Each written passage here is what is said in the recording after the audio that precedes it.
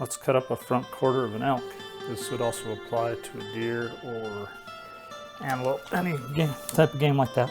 So what you're going to want to do is just separate the front quarter from everything else.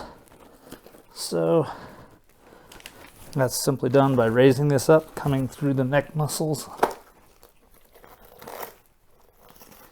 and then there's a shoulder bone right here. Just gonna go kind of down below it.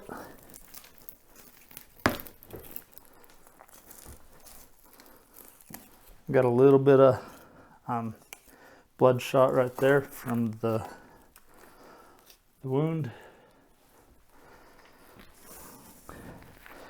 Cut on the back. That off.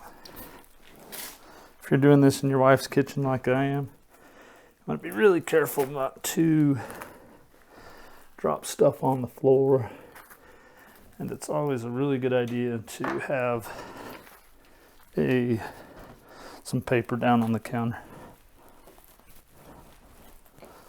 Someday I hope to have a facility dedicated to processing game, but right now I don't.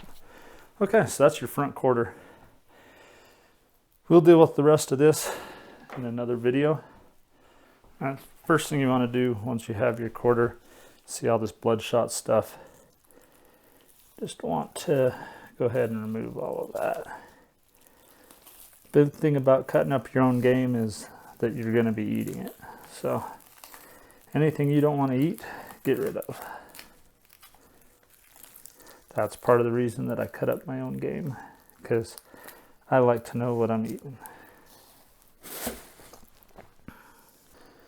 You can kind of just look for the coagulated blood, and that'll let you know what's not good. If I had a dog, this would all be dog food, but I don't. So, all right.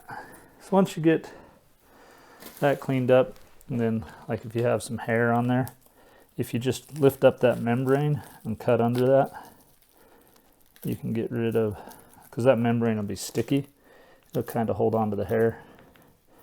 That's a really good way to get rid of any hair that might have come through the skinning process, because it'll happen.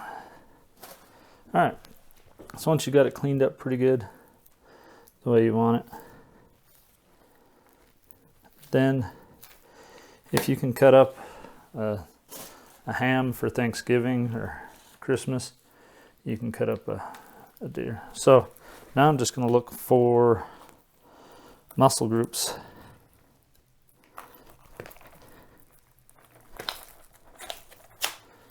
Chop that off a little bit.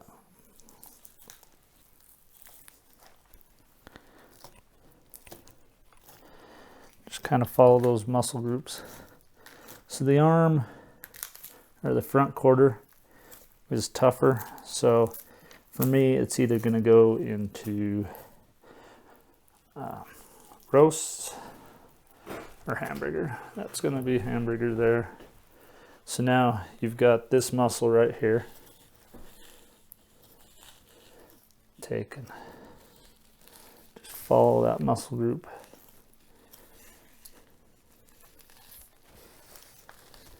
And it's not an exact science, but since it's for me, it's okay. All right, so there's a bone that runs right here. Just follow that bone around, and then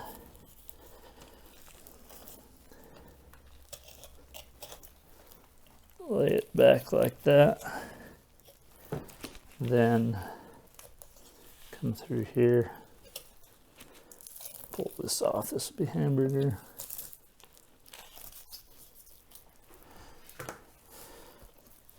Now, so we've got a couple of good roasts right here.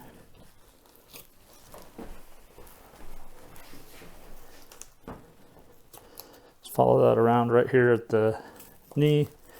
You're going to have, there's a bone that kind of kicks out there. The less you can hit your knives on bones, the better. I'm not great at it, but I'm going to just kind of, you can kind of flop stuff over as you go. Let gravity work with you. Okay. Go along that bone, back this way, and then back over here.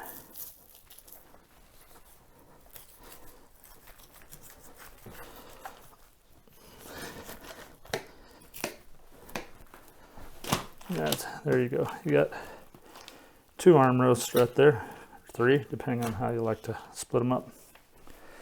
Then all of this is going to be super tough, and you've got, you can get rid of that.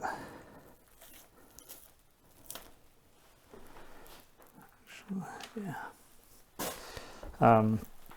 And there's maybe one more roast right in here.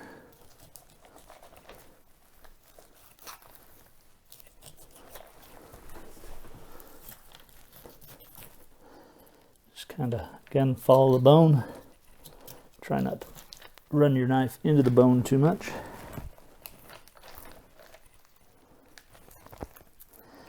And you got a shoulder blade right here. So just gonna pull that off. Don't do that and run your knife into the bone. It'll stay sharp a lot longer.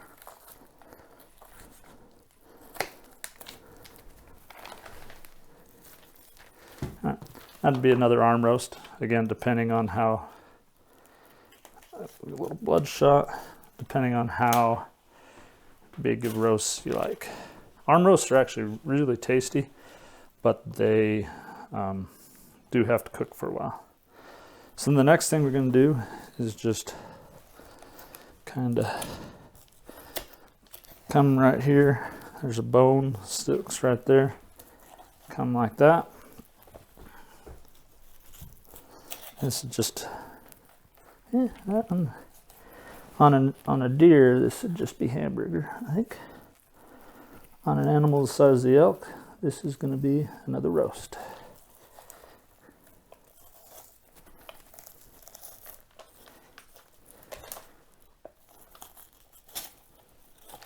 Yep, there's another roast right there. So then, probably stacking them up like that's probably not the best idea, because then what you want to do is just come through and trim that membrane off and get rid of all any hair, bloodshotness, whatever. Bloodshotness, I don't think that's a word, but it is today.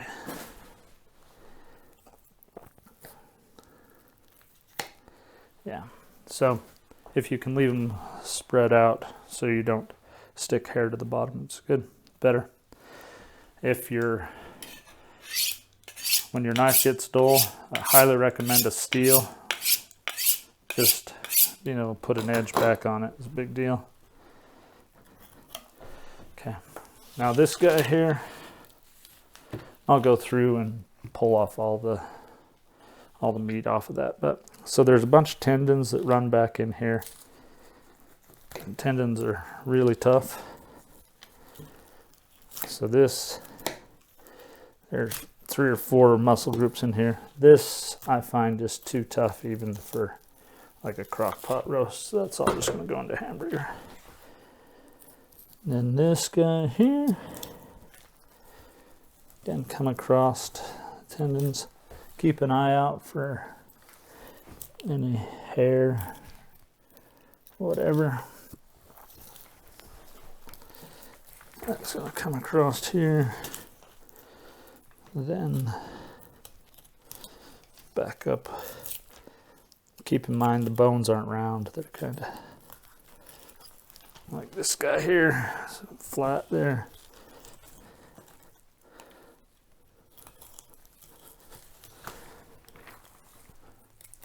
If you have a little bigger working surface, it makes life easier.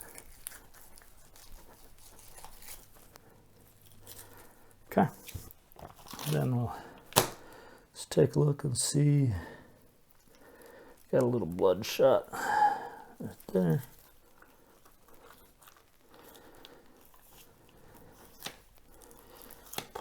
that stuff off. So that can go in the hamburger pile. The amount of fat you put in there is all up to you. The more fat, the fat will be gamey. If you don't like gamey stuff, you can actually put some beef fat or some pork fat in there. I like the taste of elk, so I'm going to leave it as is. And that's how I do a front quarter. When you're done with the front quarter, it should look something like this. I've got 5 roasts, and just essentially bare bone. Now let's do a rear quarter.